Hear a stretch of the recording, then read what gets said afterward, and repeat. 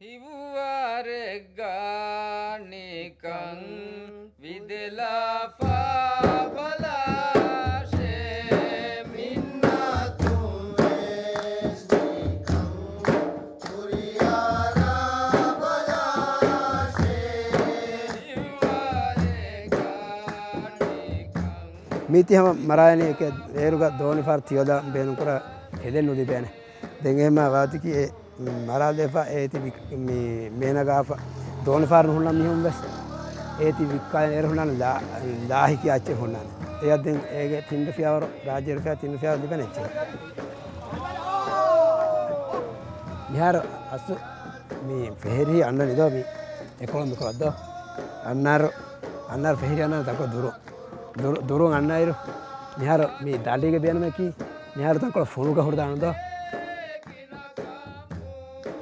देखो वहाँ पर होना है मिको ती बेना यानी अंगम बेरी मिस्टुलान पिनिम मिस्टुलान ये मिको दमाने दमम है अंदर को तंग है आमा मैं बाकी बार किंग आमा बैपा हुम्मा ने मी हो एक नागुद वास दें आइस गाकोल्लाबा एदवस दें वारा बरबली फाती बेने एम्मे गिने मरवी देखो मरवी हफेरी गगलका फूट बदाफिया फनारा फूट हरार फोटो के अच्छी बरबड़ती आती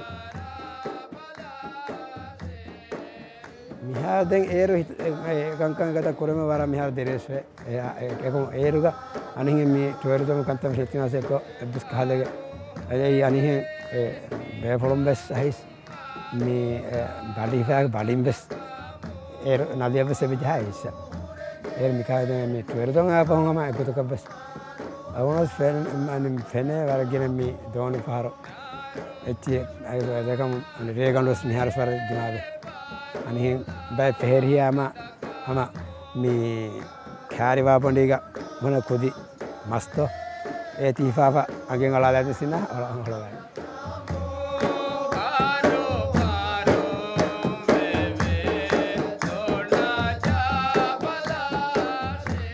Shark fishing has been banned since the early 90s, so about over 25 years now. Pretty much everybody on the island now sees whale shark as a way of income, as economic growth for the island. So pretty much everybody is involved in some level into whale shark tourism, either by through a guest house or by running a boat or by running a dive sector. It's estimated about 75 to 85,000 people come to the Maldives just to see whale sharks, which is a huge number because it accounts for about 3% of the shark tourism worldwide, and it roughly estimates about 8 to 10 million US dollars coming into whale shark tourism alone. There are resident sharks in this region where we see them quite a number of times throughout the year, and 70% of the sharks in our database, we have about 500 sharks in our database, have some level of anthropogenic related injuries, which is why all the stakeholders are, I think, working together with the government to come up with a management plan so that the sharks can be protected while also not affecting tourism in this area.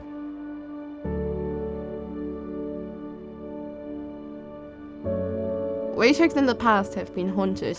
Numbers declined drastically. And now we have a new threat, which is plastics, and microplastics in particular, because they filter feed so much water. We know that microplastics can cause an immense harm to marine species.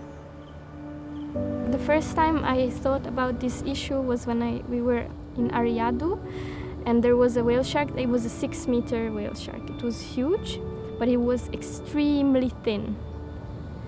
And of course it was injured. The big injury it had on the caudal fin might have decreased its ability to feed at depth. The other thing that came up to my mind was maybe it's full of plastic. Really what we wanted to do is kind of look at how did the plastic get into whale sharks? What's the pathway? Because if you know that microplastics are in plankton, just think of all these species living on plankton. They're the base of our food chain. This is going to impact us in the long term in many different ways.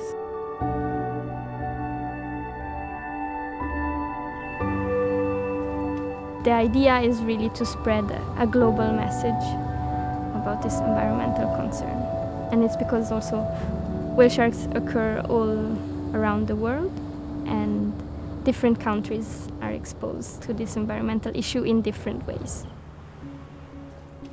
The plan for this project and with our data and findings is we want to really go beyond this like scientific publishing and just staying in this like small scientific community, because you need to bring those findings to people who can actually make a change, which are different stakeholders but also the community. I think people need to be aware. We arrived on the 30th. On the 2nd, we started immediately with the first workshop that was hosted by the Maldives National University. There we had about 30 participants. It was really good to have also the youngest generation. So we had 10 students, so the new scientific generation.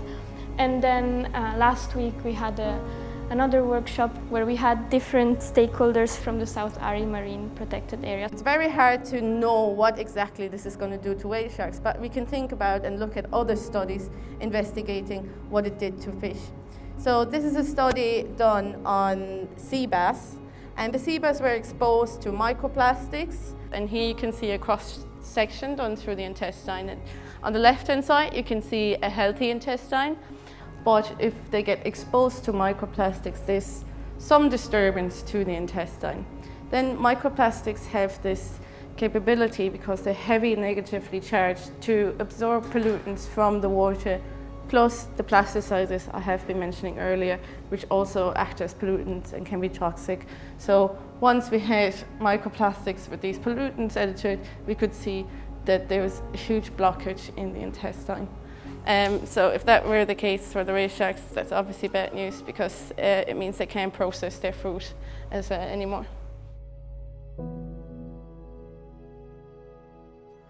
If you're working on a topic like this, it's important to already communicate your results at the time where you need to make a change. And that has been one big problem with climate change, is like just make sure that what you're saying is right and just get a little bit more proof before you act. It's like the communication should have happened at the point where people got aware there's a problem. If we think about it, there are species that originated about 60 million years ago. Sharks in general were present at the same time as of dinosaurs. So preserving a whale shark means also preserving a big part of evolution. They could be considered as an evolutionary treasure. If they lasted so long, it means they have been doing something right all those years.